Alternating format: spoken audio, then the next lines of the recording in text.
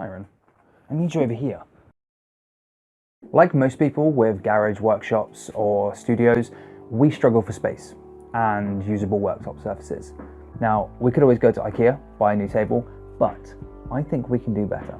We're going to give these car boot sale wonders and skip diving treasures a second life, turning them into the ultimate workbench.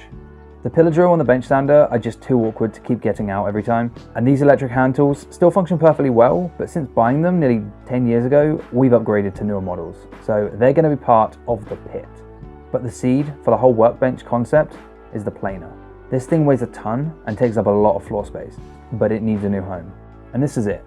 The idea is that the heavier tools are mounted upside down on their own platforms, and when you want to use one, that platform is mounted on an axle that you use to rotate it. As for the hand tools, they're going here in what I'm calling the pit, mounted upside down and through the layers of wood and going to be used in a way the manufacturers probably wouldn't recommend. But to make a workbench that can hold this kind of weight, we're going to need metal, which is why we're going to leave the garage to make the frame.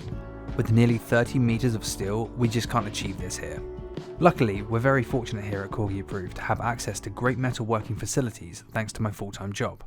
Occasionally, for bigger things, we may need to come here, but enough of that. I've got some metal to cut.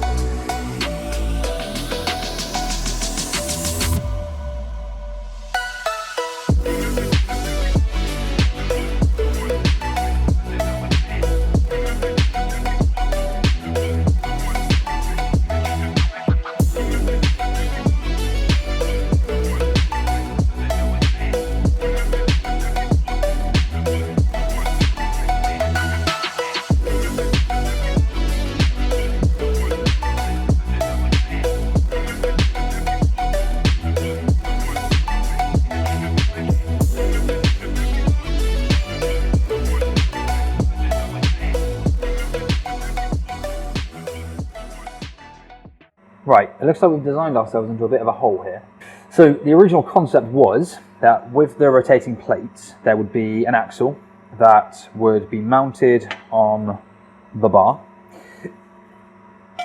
On one side was a bearing, and on the other side was a support.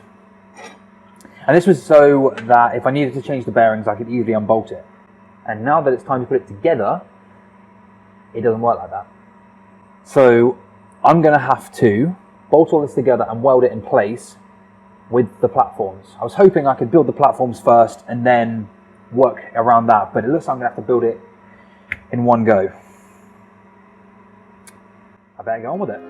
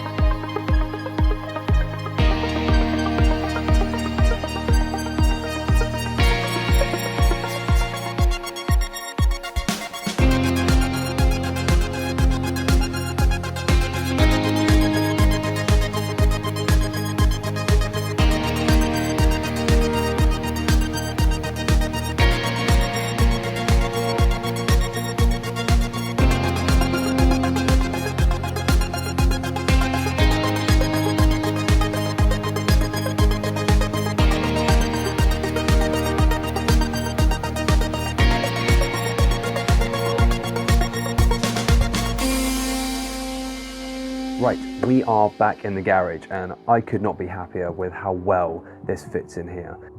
I thought I had a problem with this shelving unit, but I'm quite happy with it coming away from the wall a little bit now. It means I can put workbenches and ladders and scrap pieces of wood down the side, so I've got a bit of a gap.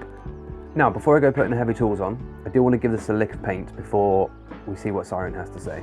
And so, with the magic of editing, and there you go. It's as simple as that. That looks a lot cleaner, and I'm a lot happier with how that looks.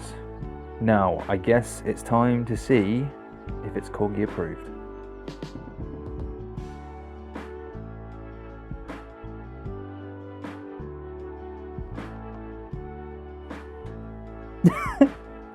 Is that a yes? Is that you saying yes?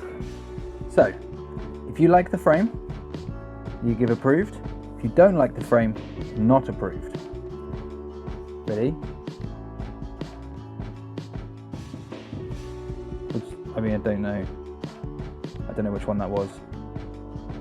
Is it approved or not approved? I think that's approved. That is definitely approved. Thank you very much. He's a good girl. Right, that's it for part one. Framework is finished. Siren. So that's it for part one. Framework is built. Next video we'll focus on actually giving it a worktop, focus on the electronics, give it a shelf underneath, and just making it look a lot better. In part two, we'll go through the finer details, a bit more information about how the saddles stay in place. If you are interested in part two or any of the other things that we're planning on making on the channel, please consider subscribing. You can also find us on Instagram at Corgi Approved. And until next time, it's goodbye from me and Siren.